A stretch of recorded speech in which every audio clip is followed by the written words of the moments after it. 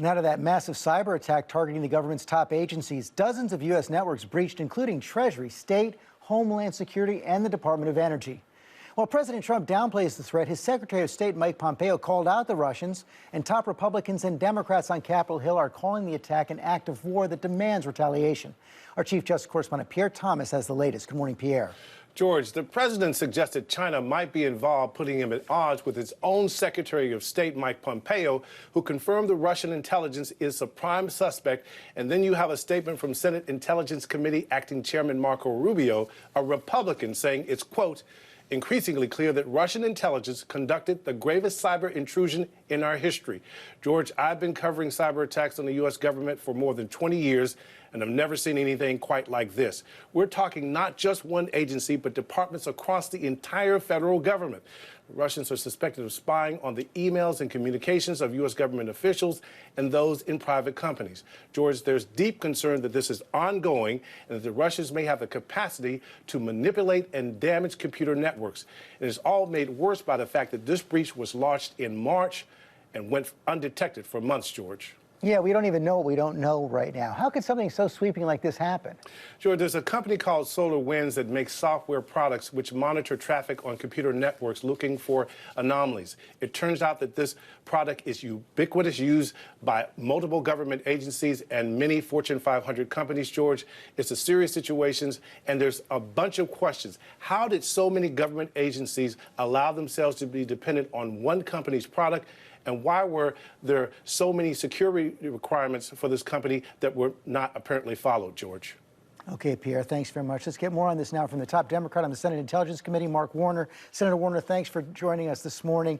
You know, we saw President Trump downplay the attack yesterday in a tweet saying it's all under control, that China, not Russia, may be behind it. Any doubt it was the Russians?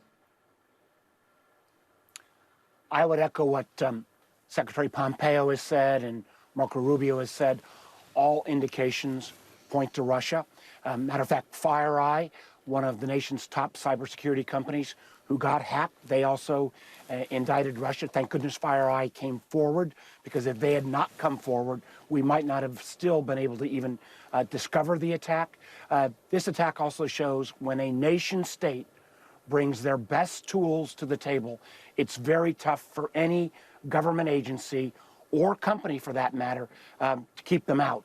So I think this raises a whole host of questions of how did they get in, stay so long? How do we make sure our government agency, for example, CISA, that's supposed to oversee cybersecurity, there's not even a requirement that private companies, or for that matter, even public agencies, have to affirmatively report that kind of attack or intrusion to CISA. We're going to need to look at a whole new set of rules and, frankly, find ways to align with our allies to prevent this kind of activity from going forward. And is it under control right now, or is it still ongoing?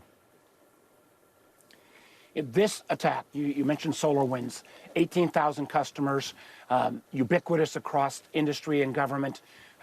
We have narrowed this to companies and agencies that we know the bad guys got in, but they got in and they were in for a long time. So they're very deep. It may be ongoing. We have not discovered how we will ferret them fully out. And one of the things I think we need to realize is when you get into a supply chain of any product, you can go from one company into another, and ultimately get down to some of our most important innovation tools being discovered by our adversaries. This is extraordinarily serious, and when the President of the United States either tries to deflect or is not willing to call out the adversary as we make this attribution, he is not making our country safer. We know this has been going on since at least March. Are we confident our systems weren't breached before that? And what is the goal of this operation? Is it theft and destruction of data, or is it actual intelligence collection? So far, the good news is it appears that only the non-classified networks have been breached, where there's no indication yet, at least, that classified networks have been breached, number one. Number two, the amount of information and the targeting of both of companies shows a very, very sophisticated actor. This is classic, obtaining information, critical information, potentially intellectual product. I mentioned FireEye. They actually stole from FireEye. They've revealed their red team tactics of how they would counter a cyber intrusion. So the adversary, very probably, as the Secretary of State said, Russia, came away with a big, big haul, and we're still determining how extensive this attack will be. It will take us literally weeks to continue to ferret this out, and then potentially months to remediate. Senator Mitt Romney called it the modern equivalent of Russian bombers flying undetected over our entire country. Is it an act of war? And if so, how should we retaliate? Well, I'm not sure I agree with Senator Romney's analogy. This is a very, very sophisticated espionage attempt to take information, key information, potentially ability to frankly, intimidate actual individuals in government as well as intellectual property. But it begs the fact that we really don't have a set of cyber norms. I sometimes think we disproportionately spend on tanks, ships, and guns when we should be better protecting on cyber. And I think not only America, but frankly, our Five Eye partners, NATO, other, because there are international implications of this attack as well. We need to be very, very clear with a affirmative cyber doctrine that says you do this kind of broad-based, indiscriminate attack, you will bear the consequences. We don't have those kind of those norms out there. We knew back in the 20th century when there were you cross the line militarily, we'll strike back. There was mutually assured destruction with nuclear weapons. This is not the level of an attack that, for example, that Russia took on Ukraine, where they were literally trying to shut down systems. But this is in that gray area between espionage and an attack. And I think the only way we're going to be able to counter it is not only better cyber hygiene, better protocols on how information must be shared if you are attacked, and then making very clear to our adversaries that if you take this kind of action, we and others will strike back. How do you respond to those who say this is exactly the kind of thing America does all the time? We attack and we conduct espionage on foreign governments and foreign systems. We do hacks. The level of indiscriminate attack launched, as Secretary of State Pompeo said, by potentially a Russian spy agency. This is as broad and as deep as anything we've ever seen. And the idea that that should go unanswered would be very bad American policy and, frankly, simply invite Russians or others to continue these kind of malicious activities. Before I let you go, is this COVID relief deal going to come together today, and is it something you can live with?